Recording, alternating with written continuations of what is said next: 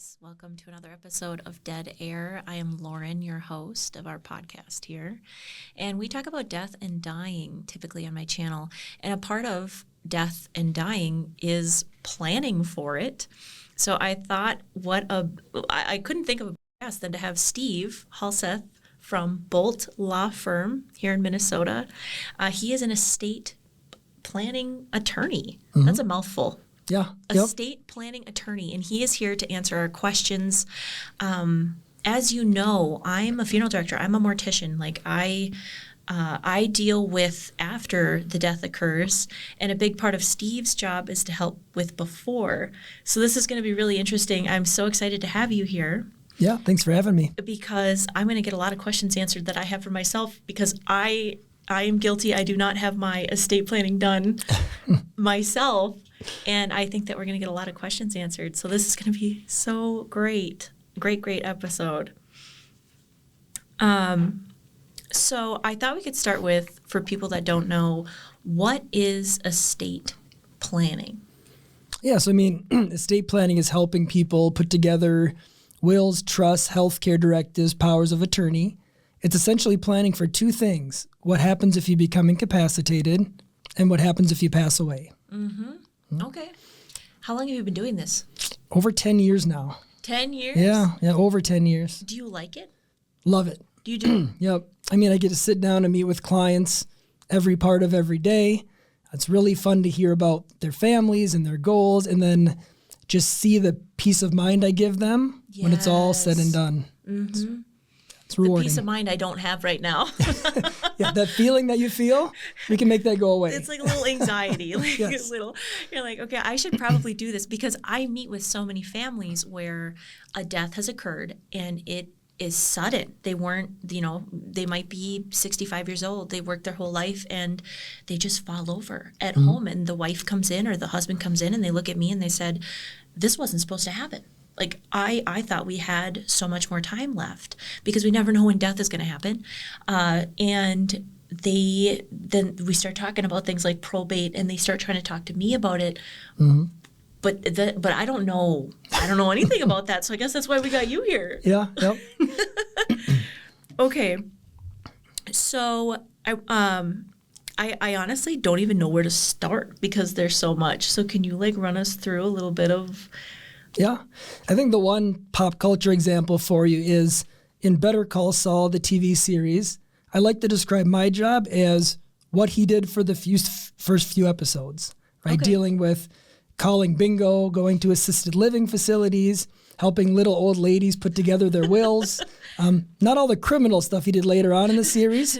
Not the bad stuff. Not the bad stuff, just the estate planning stuff. The estate planning stuff. Yes. Okay. But really, that's a lot of it. It's helping people accomplish their goals through wills and trusts and other estate planning documents. And oftentimes helping people keep things out of probate. Yeah. That's one of the big driving forces, is most people want to avoid probate, so we help them do that. Okay, so for those that don't know, because for me there's a lot of questions about it, what is probate? Yeah, so probate's just the court process, which is already a bad start, right? The court process for transferring assets from you to your beneficiaries upon your death. And your assets being money, house, property. Yep, bank accounts, life insurance, retirement accounts, real estate, all those things. Because I will have families come in and their bank accounts get locked up. Mm-hmm. Or, dad died and they go to the bank and they can't, because they have to have a death certificate. Yeah. So if you have things set up ahead of time, I'm going to guess that's better. Things don't get locked up. Absolutely. Yeah, a lot of the families that we work with have access to assets within a week or two of someone passing away. Oh, that's nice. If things need to go through probate, now we're talking about probably a few months before they have access to those same bank accounts. Wow. Yeah. So it pays to be prepared. Yeah, absolutely. The probate process typically costs, at least in Minnesota, somewhere between $5,000 and $10,000. Oh, and you have to pay when you go through probate? So you have legal fees? Legal fees, accountant fees, filing fees with the courts, publication costs. There's a whole host of different fees that come along with it. Wow. Mm-hmm. So I'm just used to filing the death certificate, which then starts this all off. Yep. And then they have to go down to the courthouse and get the whole process going Yeah, and I mean that process can take 12 to 18 months for a typical probate case. Wow. So that's why on the planning side, we can plan for much cheaper and save your family all of the time and hassle and everything else that comes with probate. Yeah. Yeah. The other thing people don't like about probate, it's public. Ah. So if you've got those snoopy people in your family tree or people that don't get along, the court process gives them a chance to have their voice heard. Oh. So now we're dealing with, Uncle Bob showing up and raising his concerns in front of the judge, and it just makes the process so much more difficult and expensive. Yeah. As we go through it. Yeah, like Uncle Bob shows up and, oh, by the way, your dad owed me $100,000. Right. And then the court's like, okay, show us proof, and then you have to go through that whole thing. Mm-hmm. Which means more fees, more attorneys. Yeah, it's not More ideal. More time. More time, yep. Oh my goodness. Okay. Time consuming. Yep, that sounds about right. I want to point out that Steve is so organized. He came with a list. That's the life of an estate planning attorney. Bullet pointed everything. Spreadsheets. I aim to be this organized in my life. This is wonderful. So I keep looking because I want to make sure we touch on everything on your list because this is so neat that you came here so prepared. Did you do this or do you have an assistant? I mean, there was a little bit of help there, but that was mostly me. Any bullet pointed list is me. I'm notorious around the office for bringing an agenda to every meeting, so this is my agenda for today. Okay. So let's talk, what is the bowling balls and slippers? Oh, gosh. So, yeah, I think a lot of probate cases get really, really messy. Oh, I bet, yeah. And the whole idea of the bowling balls and slippers is it could be about anything. So we had one case we worked on last year where the family spent probably a year of their lives and thousands of dollars arguing over what was going to happen to Dad's bowling ball and his slippers. What? And we actually had to hold the slippers in custody at our firm until we could resolve the case. That actually doesn't even surprise me. I don't even know why I'm surprised. Used slippers, right? Used slippers. Why yeah. were the slippers important? Just emotionally connected, right? They were Dad's slippers. Yeah. And the bowling ball. Yes.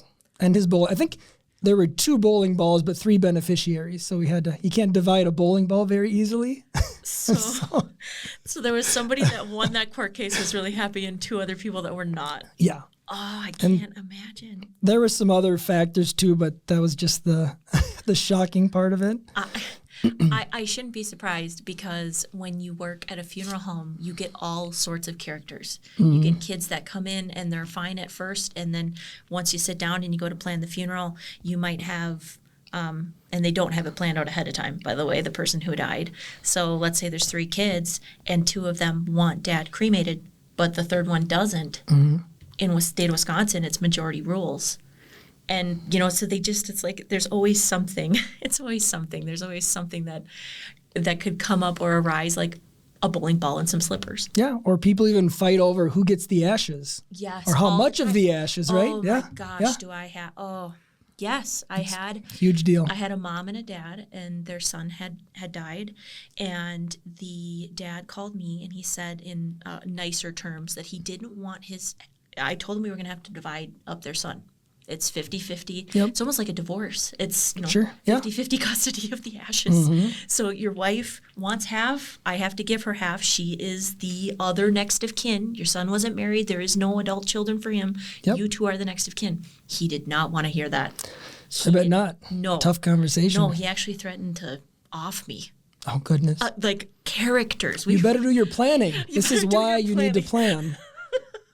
So I almost had to get a restraining order against this guy. Oh, my goodness. He was so mad at me. Mm-hmm. And then he wanted to go to a different funeral home. And then that funeral director called me and he's like, I'm not taking this family. But in the end, Mom got half and Dad got half. And there was, I don't know if he took her to court, but I at least felt like I did my job. Yeah. Yep. Like I was supposed to because people don't realize how, I bet you can relate to this. People don't realize as funeral directors how much of our job is like you're a therapist. Oh, yeah. And you're a mediator. Yep. you have to direct the family and like tell them what their right. I kind of know basically like what their rights are, who the next of kin is, because that's a part of my job is to identify who the next of kin is. Yep. But they don't realize that mom gets half, dad gets half, and that can be if they would have done their estate planning, they would have known that. Yep. But sometimes death just happens so suddenly. I think it's one of those things we just think it's going to happen to other people, and then it happens to us, and we're just in shock. Yeah. And you're going through a lot of emotions at that time, and yep. it's difficult to talk business when you're going through emotions. Absolutely. So, yep. So yeah, and that's why I need to probably sit down with you or somebody you know and get my stuff planned out, because it's when you have kids and lots of other things in the equation. Yeah. More time, more money, more time in court. Exactly. Yeah. I'm learning the theme here. Okay. Did you skip paper plate on purpose? That might be the best. Paper plate. Yeah, that might be the best story. We miss paper plate. All Tell right. me paper Yeah. plate. So I was working with this client. Actually, it was the family came to us after the client passed away. And they were all sitting around in the garage one day, and the decedent, the guy who passed away, said, you know what, kids? I'm going to make my will right here, right now. On the paper plate. So he grabbed a paper plate off of his tool bench. It had grease stains all over it. He wrote down, I want my assets to go to these kids in this order. He signed it. He dated it. 2 witnesses, which is critical in Minnesota. And then he passed away, and we brought that to the probate court. They probated it. It was a valid will, and we distributed things to the kids. Was there more? Was there other people that fought that paper plate? No one fought the paper plate. Okay, good. The paper plate was clear. The paper plate Yep, was clear. no drama. That's so neat. I don't recommend that. No. But it's just a fun story. So at least you can make sure you write it down, 2 witnesses. Mm-hmm. Yeah, okay, so I love here you have levels of estate planning. I want to bring that up. Yeah. Because he has like, this should almost be in a chart, like a pie chart, like, or a graph with a needle of. I'm sure post-production you can take care of that. Yeah. we'll have Chris help with that. But bad levels of, so bad is nothing is in place. Yes. If you've done nothing, that's the worst type of estate planning. We have kind of bad, which you did it yourself, but you didn't do a good job. Yeah. Yep. Just DIY with no support, like the paper plate. He got lucky, but that's kind of bad planning. Bad planning. Yeah. Then we have not as bad. DIY with some online program. What's some online program? Yeah, so I mean, there are a lot of different online resources you can access to help draft the will, draft the trust. And it's slightly better than just a DIY situation, but you're still missing out on all the legal advice that comes along with a good estate plan. Okay. Yeah. That was not as bad. And now we have better community education, community classes. Yeah. So this is something not a lot of people know about, and it is the most cost-effective way to get your estate planning done. A lot of cities, a lot of communities offer classes. Write your own will, write your own healthcare directive, write your own power of attorney. Most of those classes are taught by attorneys or paralegals, and for $50 to $100, you can get some key estate planning documents in place. I want to go. That sounds like a good time. Yes. Get everything done. So for thrifty younger people, it's a really nice way to get some documents in place. So that's better. And then best is working with an attorney. Of course. Always. Always. Because then, I mean, they pay me to say that, but yeah. I love that. Okay. Now I need to know about the brother who got removed from using estate money to pay for trips. Yes. So this was one of the few litigation cases that I worked on. I don't do a lot of litigation. I send that to some other attorneys at my firm. But my job as part of this case was to read through the bank account statements. And as I was going through, I was like, okay, yes, he paid an attorney, he paid an accountant, this is all fine. And then I saw trip to Texas. It's like, there's nothing in Texas related to this estate. So he was paying for his personal trip to Texas on the estate's dime. Oh. And this is little stuff too. He also paid to rent Redbox DVDs using the estate's money. And he paid for Whirly Ball, which is like an interactive game on bumper cars, essentially. So I could not believe the stuff that was in the bank statements. So you handle that aspect of it too, with checking out where the money has gone? Yeah, in some situations, if family members think a trustee should be removed because they're, using money for trips and Redbox DVDs, then we can have the court remove them in those situations. And then they have to pay it back. Yeah, ideally. Or you settle. Or you settle. Yeah. Oh, and Prince's estate, like the Prince? Yeah, the Prince. I think Prince's estate is a really good example and a really public example of what happens if you have no estate planning in place. Oh. Right? I mean, Prince had all the attorneys in the world to help him draft documents and yet never did anything. And so the whole public nature of his estate, all of the public court cases, not knowing who these heirs are coming forward, that could have all been really easily addressed with a simple trust, right? Not to mention, I mean, he was so charitably inclined during his life. There were probably several charities he would have rather left money to than the tax bill his estate ends up paying at the end of the day. Oh, my goodness. So, yeah. I mean, it's a sad case, but a good example of why planning is so important. Yeah. And I bet you follow those cases, don't you? Yeah, yeah. Because it's interesting because it's all a part of your job. And it's one of the things that other people can understand about what I do. Yeah. So most people don't think about estate planning every day.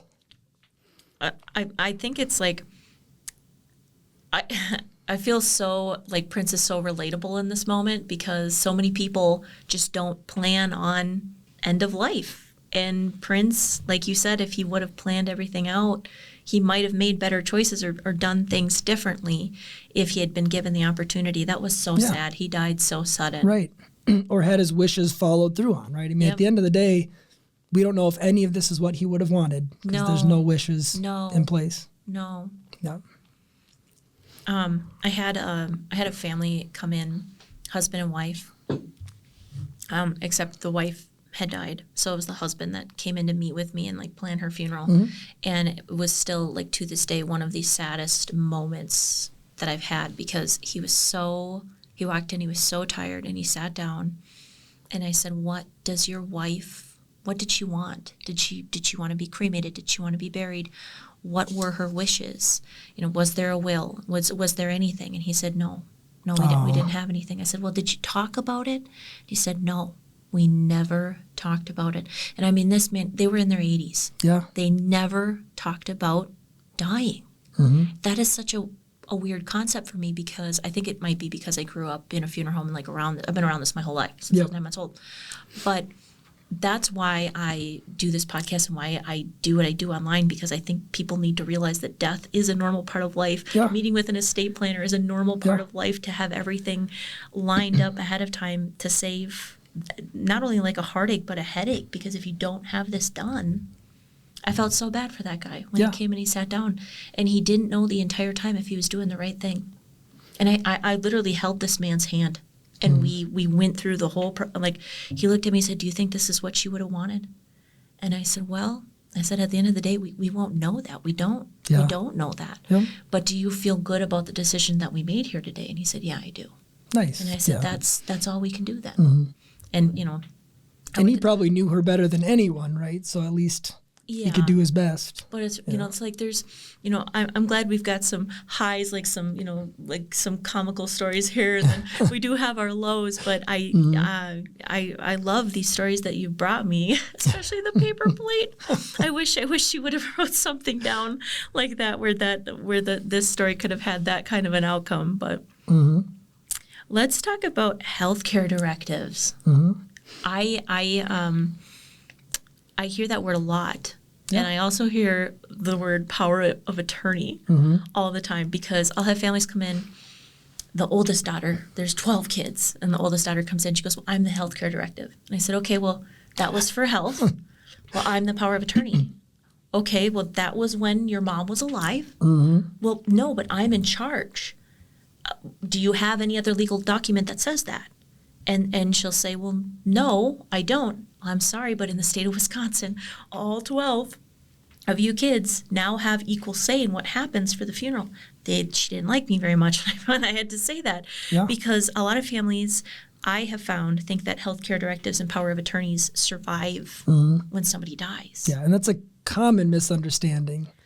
And as I mentioned earlier, it's the two parts of my job. One is planning for incapacity, which is healthcare directives and powers of attorney, and the other is planning for death, which is wills, trusts, probate, those types of things. So yeah, I think it's really important to talk about really quickly what a healthcare directive is, because that's for when you're alive and when you're sick and when you can't make decisions yourself. Yeah, so I mean, a healthcare directive appoints someone to make medical decisions for you. And then the other nice part of it is you can help guide them as far as how you want decisions to be made. So we're appointing an agent to make decisions and then telling them, are you open to experimental treatment? What happens if you're in a vegetative state? Do you want help with recovery if you're otherwise healthy? Helping guide that decision-making process. You got to pick a really important person to do that. Yeah, someone you really trust. That's a lot of pressure on somebody. That would be a lot of responsibility. If I know my mom doesn't have that set up, Mom. I don't know what I would like. That's a big job. You can specific wishes on cremation. Yeah, so I mean, we see a lot of, as you know, there are different types of cremation. And it's something that we keep hearing, I would say more and more over the last couple of years, that people are specifically asking for a hydro cremation or demanding a fire cremation or any of the different options. And so people have their preferences now. Okay, so I'm glad you have this, because I wanted to talk about that. So I have families that come in and they say, I want to be cremated, but my kids don't want me cremated. What form, what piece of paper do I need to have filled out so that they can't change? Yeah, I mean, the healthcare directive is the document where you can specify if you want to be buried without cremation or if you want to be cremated. And if it's in that legal document, then it's enforceable even if the kids don't like it or want to follow through on it. Yep. Yep. Let's see. Or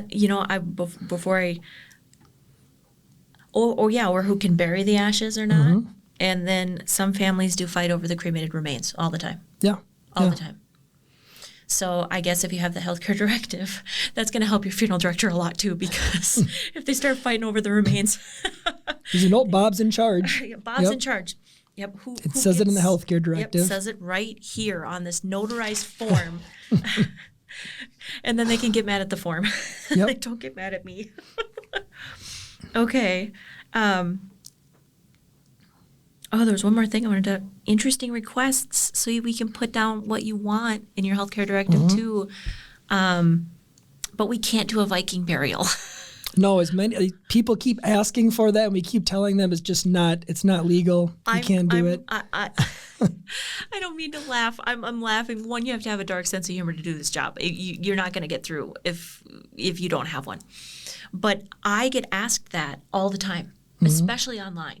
Well, I want a Viking funeral. I want you to push my body out, light me on fire like the Vikings went out, or they want to do the cremation in their backyard or something. Or scatter ashes in public places. So imagine if everybody wanted to scatter their ashes in public places. It wouldn't work out very well. No. So the nice thing about a healthcare directive is it can open up the conversation so you can know before your mom or grandma passes and she really wanted this. Be like, tone it down a little bit and just say, no, unfortunately, we can't do that.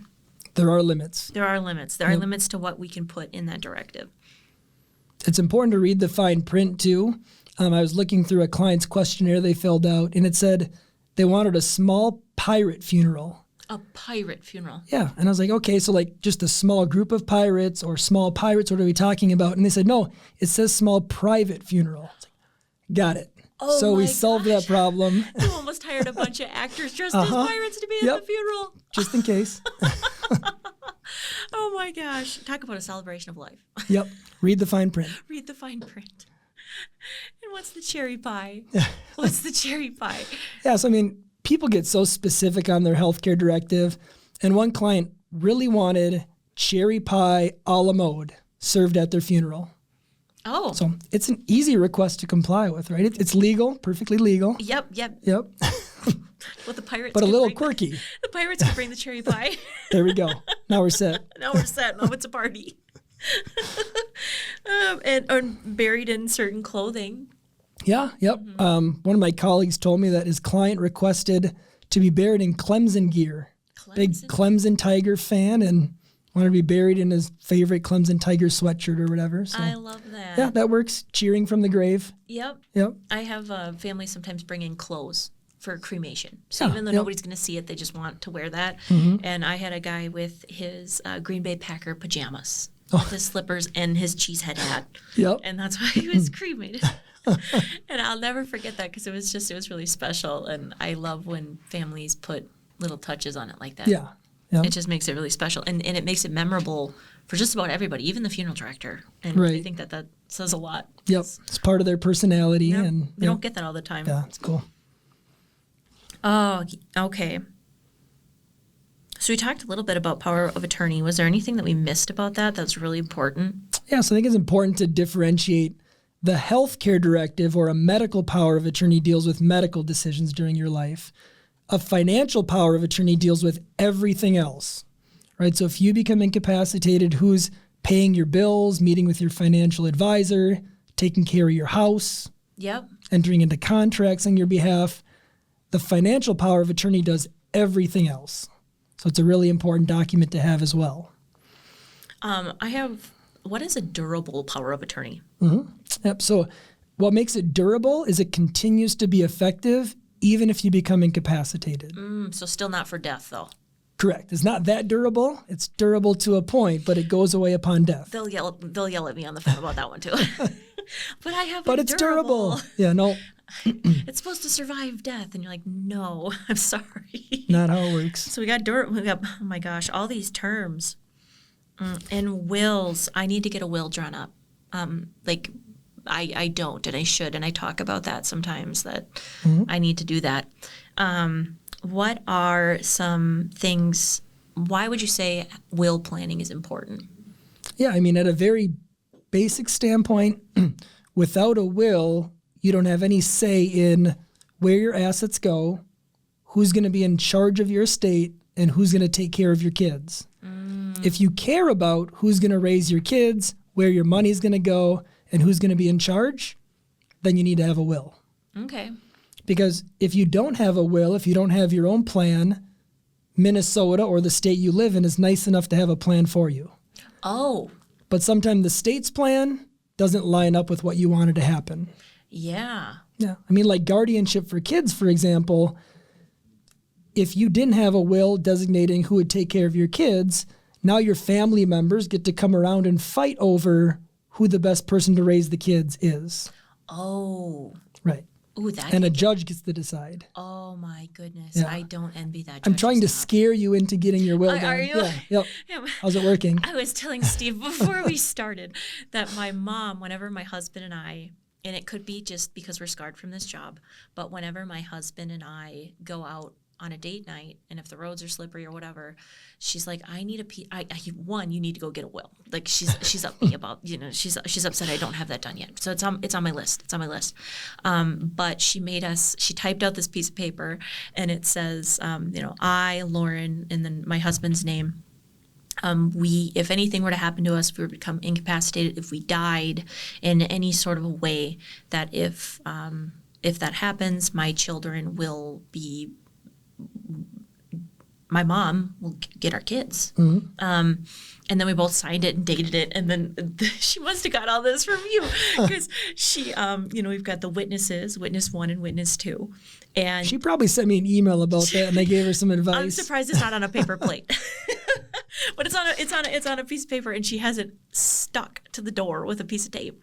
And I saw it right before I came to meet with you. And I'm like, oh, she still has that. Well, good. Would that hold up in court? I mean, it depends on the state, right? Every the state judge. has their own unique rules. Yeah. But in Minnesota, if it's signed and it's dated and we've got 2 witnesses, then yeah, it probably holds up as far as guardianship But goes. I should still get a will done. Yes. Okay, just checking. Yep. That's why it's kind of good planning. Or kind of bad planning, actually. Yeah. But even if you have a will, can you still end up in probate? And I think that's the number one misconception that I hear talking to people is people assume if they have a will, they don't have to go through probate, and that's not the case. With a will, you still will go through probate. That's a bummer. Yeah. Is there any way to avoid probate? Yep. And I mean, trusts are typically the best way to avoid probate. Trusts.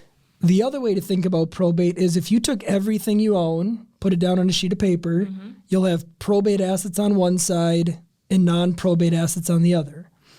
Probate assets are anything that's in your name alone without any beneficiary on it. Oh. That would fall into the probate bucket. So a bank account in your name alone, if you bought a house before you got married and your spouse never got on there, that would be a probate asset. Non-probate is anything that has a beneficiary on it or has a joint owner on it. Okay. So what about wording on certain things? So I heard a horror story of a woman, her husband died and he had children from a previous marriage, and they owned a home, the wife and this husband, before he died, and it said and instead of or it was or instead of and. And so the kids were able to come, and I think it's still in court, and it's been years because it just keeps going and thousands of dollars. But I mean, because they didn't have, I think it was or. Yeah, I mean, typically or is the bad one. Or is the bad one. She had it in or, and so that's what.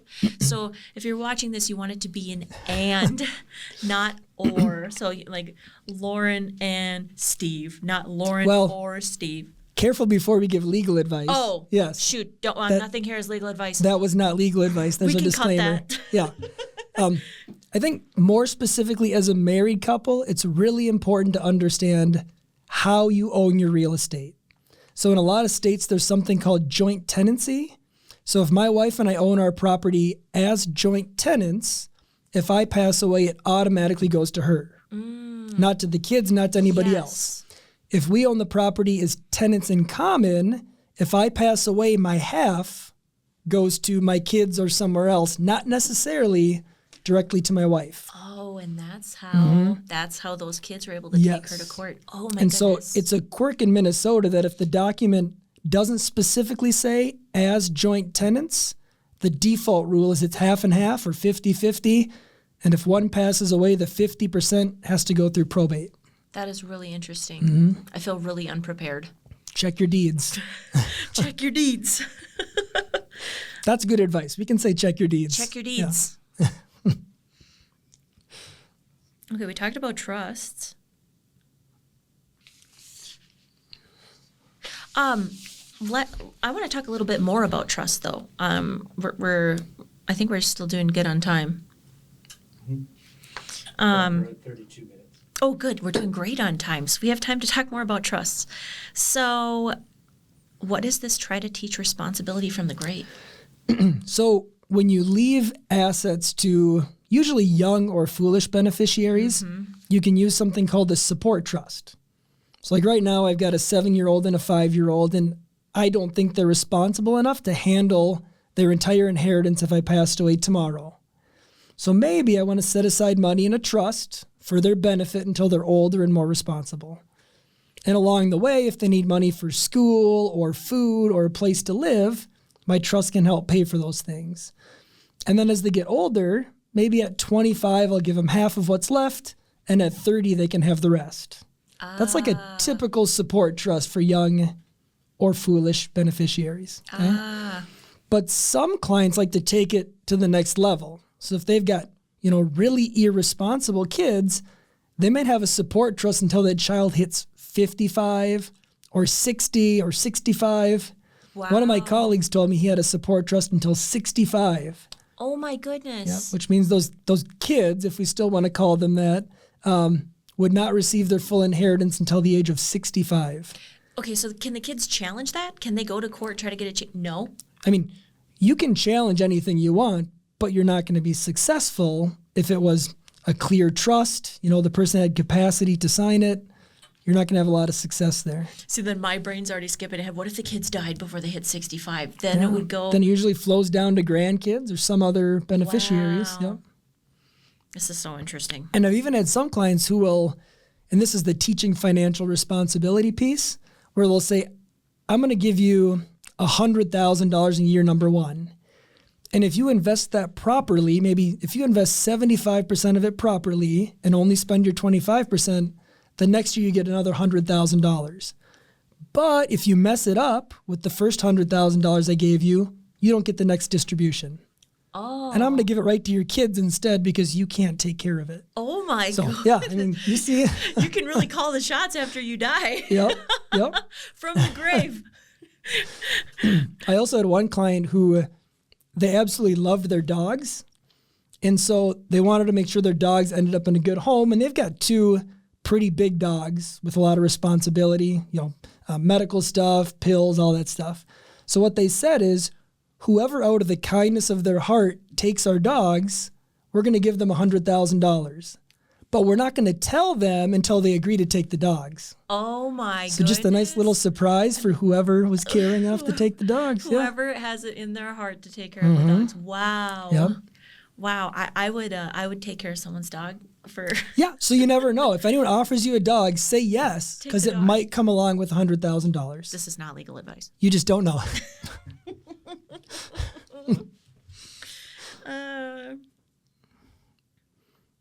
What about giving money to an ex? Yeah. I see that here. Now I have to know.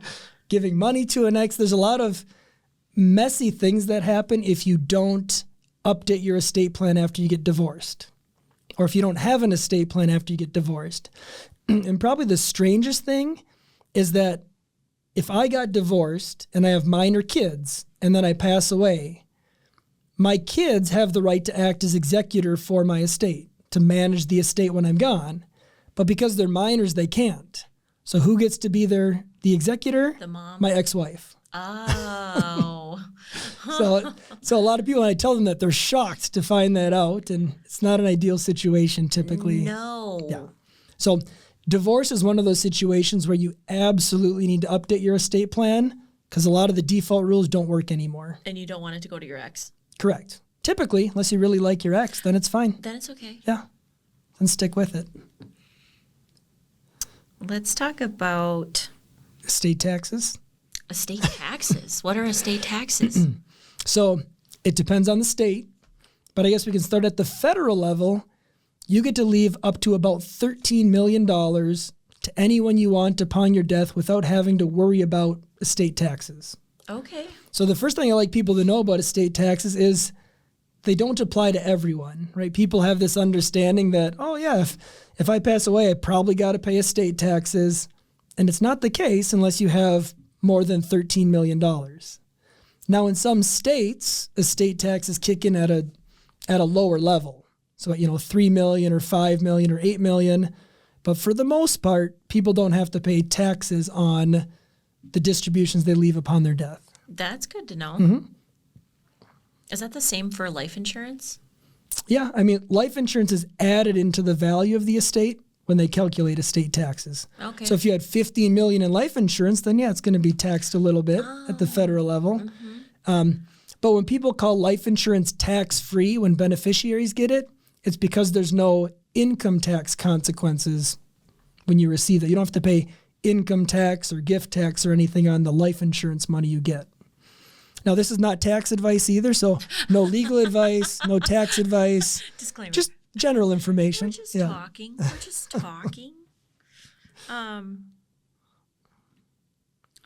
Okay. So when I get all this done, where do I keep my documents? Yeah, in a safe place. Typically, we recommend a fireproof safe, and so you'll lock it up in a fireproof safe. But you have to make sure people know how to access it. Because if you lock it away and nobody knows the combination, nobody knows where to find a key, it's not really going to help all that much. Oh, so many families come in and they say, oh, Dad had everything all planned. I'm like, okay, so he came to the funeral home? Yep, he already came here. Okay, I go and look, there's no file. I'm like, are you sure? Yep, I saw the folder at home. Okay, it's right next to his DD-214. They go home, they can't find anything. They can't find the DD-214. They can't find and they're like, oh, I just thought he would have this out. I thought he would have this available for me. And turns out Dad did not. They never find it. Yeah. And we just start over from the drawing board. So I think that's a really important piece to bring up is make sure you put it in a safe place and don't just put it there and not tell anybody. You got to let people know or I was going to say put it in a security box, Like a safe deposit box? a safety deposit box. But that happened to my grandma and grandpa, but they didn't have the and and the or set up on the... Oh. So then she same still issue? had to wait for probate and couldn't get in it for months. So and there was like nothing in there. She ended up finding out that there was nothing in the security deposit box. But yeah, it's very important to put it in a safe place. I'm not usually as big of a fan of a safe deposit box, only because if someone passes away on a Friday night and the bank happens to be closed on Saturday, on Sunday, Monday's a holiday, now we got to wait until Tuesday to access the documents. And so, if they're even going to let you in it. Right. So having them at home in a safe place, fireproof is ideal, is a better approach. Okay, so because I haven't done this and I am always curious about everything, and I already know that my listeners are going to be wondering, how much does this cost? Like, how much does it cost to do estate planning and wills and making sure that everything is lined up appropriately? Yeah, I mean, the best lawyer answer ever is it depends. I can relate to that one. It depends on a lot, where you live, what state you live in. But for the most part, I would say if you wanted to put together a trust estate plan to keep everything out of probate and you're a single individual, probably a couple $1,000s, right? Okay. You might pay $2,000 to $3,000 to get all of your documents in place and squared away. If you're a married couple, maybe that's more like $3,000 to $5,000 or $3,000 to $6,000. And that's for more higher end, avoiding probate, putting trusts in place. If we're talking more will-based plans, just to make sure the kids are taken care of, now we're probably in that $1,000 or so for a single individual and maybe a couple $1,000s for a married couple. Okay. I mean, really, that's not that bad. I thought you were going to say worse. I can up my rates if that is that No, Okay, don't do that. right. Not yet. Do it after. Do it after. But the reason why I say that, I mean, we are coming up to tax season here, and people are going to be getting their tax returns. Mm-hmm. I mean, that's kind of a great way to spend it. Yeah. Is getting your estate like all planned out. And if you're in Minnesota, you should call my guy Steve here. Yeah, happy to help. Bold law firm. Because it does. I have people come in and they're kind of surprised at how much funerals and things cost. But I think maybe it's because I'm in this funeral service. Like I always say, it's expensive to be born. It's expensive to live. It's expensive to die. Mm-hmm. And if people might think that it's expensive to pre-plan stuff too.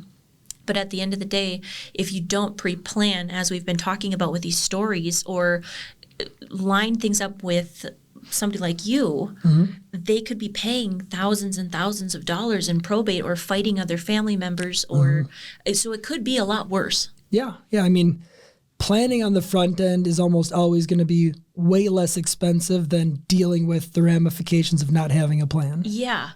Yep. It could be like the horrible gift that keeps on giving when you have to keep going to court and you just have to constantly keep putting money out. Yeah. Oh, that's so... The process that keeps on taking, not the gift that keeps on giving. Okay, so we're getting close to where we have to wrap up, but I really wanted to ask you about token gifts. Yeah. Tell me a little bit about that. Yeah, so some people will say maybe there's a child that you're estranged from or some family member that you just don't have a good relationship anymore. Some clients want to use their will or their trust as kind of the last little jab at that family member. So they'll say, I'm going to leave, we'll pick on Bob again because we tend to do that, but I'm going to leave my estranged son Bob $500. Everyone else is getting, hundreds of thousands of dollars or just more. Stick it to Bob. And I'm going to leave Bob $500 with just a little bit of a smile and say sorry. The problem with that is when you put someone in your will or in your trust as that token beneficiary, they still have a right to all of the information about your trust. So now we took angry Bob and we brought him right back into the picture where all these other beneficiaries get along and everything's fine, but now we've added Bob back into the mix. If we just left him out completely, he'd have nothing to do with the trust. He wouldn't have any rights. He'd never receive a dime. But that last little spiteful, give him $500, brought him right back into the mix. Even if you would have left Bob a penny, he still would have been back into the mix. He has all the rights. So token gifts, as you call them, are not a good idea. Not a good idea, especially in Minnesota. Yeah. It'd be better just to give Bob nothing. Correct. That's really interesting, honestly. Poor Bob. Yeah. Oh, okay. We're going to end on this one because now these are so good though. DIY is job security for attorneys. So we're going back to the beginning with that little meter of, so DIY, which fell into the bad, not so good category of estate planning, is job security for attorneys. Explain. Yeah. I mean, it's a joke that we have around the office. Like, people always wonder, are these different online tools going to take our jobs someday? And we end up getting paid a lot more money on cases where we're cleaning up messes from people that did DIY work. We've talked about the fact it's cheaper to plan than it is to, pass away without a plan. Yes. And DIY kind of falls into that second category, that people pay us a lot of money to clean up messes that were created by paper plates, DIY wills, those types of things. Yeah. Yep. Versus having it done right the first time. Correct. We can DIY the funeral, but don't DIY the planning, please. Oh my gosh. Well, is there anything that we didn't cover? Actually, before we go. Okay, I had one more item for you. Okay, yeah, let me hear it. And this probably applies in your world too. I mean, a lot, but communication is so key that once you do your planning, it's so important to communicate that to your family members, your beneficiaries, the people you put in place, because you don't want people to be surprised. No. Most of the fights that we have to resolve are because people were surprised when mom and dad passed away and they never communicated the plan. So communicate during life, make sure the kids are on board, or you can address their issues now versus letting the kids fight it out later. Yes. And those fights can affect your kids for the rest of their lives. Yeah. For the rest of, they grudges are, and I see it play out firsthand at the funeral home. Yep. Mom wanted this. No, mom wanted that. And it can be super damaging to families. So communication is a great point to bring up. Really important. And I wanted to ask you, so there's a trend on TikTok, online, where you ask a professional 5 things that they would never do. And we have here, I wanted to ask you 5 things you would never do as an estate planning attorney. Yeah. Go. So as an estate planning attorney, I would never appoint co-executors or co-trustees. Oh. When you appoint 2 people, it's worse than not appointing anyone at all. Really? Because you're forcing them to work together through the process. And if they don't get along, if they disagree on a decision, then the whole plan kind of falls apart. And they got to spend more money. And they got to hire more attorneys, which is good job security again, but not good for the clients. So that was number 1. What's number 2? Number 2, I would never put a family member on my bank account or on my house. Really? Yeah. A spouse is different, but we hear about people adding their kids to the title of their house. It creates so many issues for those families with creditors or divorce, or what happens if someone passes away, or tax issues. It's just not a good idea. There are better tools than adding people as joint owners to your property. So I would never do it. All right. Okay. That was a good one. What about number 3? I would never have just a will. Just a will. Yeah, correct. Because when I talk about estate planning, it's a lot more than just a will. Healthcare directives, powers of attorney, trusts, everything we've talked about. Having just a will is better than nothing, but it's still not the plan you should have in place. It's not enough. Correct. Yep. I like number 4. Yeah, number 4 is I would never keep my plan a secret. And it goes right back to communication. If your plan is a secret, it leads to surprise and other issues in the future, and you just don't want to put your family through that. No, we don't like surprises. No. Have those conversations now. Please. And the last one. The last one, number 5, is I would never have a DNR. So a DNR is a do not resuscitate order, and a lot of people use those in the wrong place. Right? If I'm a healthy person in my 30s or 40s or 50s, maybe all the way up to my 80s, I don't want a DNR, because what DNR means is if you are unconscious and your heart stopped beating, they're not going to resuscitate you under any circumstances. Okay? Usually people think a DNR means if I'm terminal or if I'm in a vegetative state, then don't provide support. But those are two different things. Oh. So what I recommend is unless you're in hospice care, Yes. you should not have a DNR. You should have a healthcare directive that spells out your wishes with terminal conditions and vegetative states. Very interesting. Yes. Beware of DNRs. Very interesting. Okay. Well, thank you so much. Yeah, for it's coming been here fun. today. This has been fun. Honestly, I have had so many questions. I have people come in and I just don't know the answers, and so I'm like, well, you're going to need to call an attorney. And I've always wanted to sit down with one, especially with what you do. Yeah. And now we're I need to get my stuff in order. And I have a feeling there's going to be people watching this and they're going to feel the same way. Yeah. So is there a place where my listeners can follow you? Yeah. So, our firm is on Facebook at Bolt Law Firm on Facebook. That's the best way. Otherwise, just our website at boltlawfirm.com. Lots of information about estate planning and all the different practice areas that we practice in. Very cool. All right. Well, thank you for listening. This was another week on Dead Air. My name is Lauren. Please like and subscribe. That does help support my channel, support me so I can keep having really cool guests on here and keep going to really fun places and help educate and normalize death. Thanks for tuning in. We'll see you next week.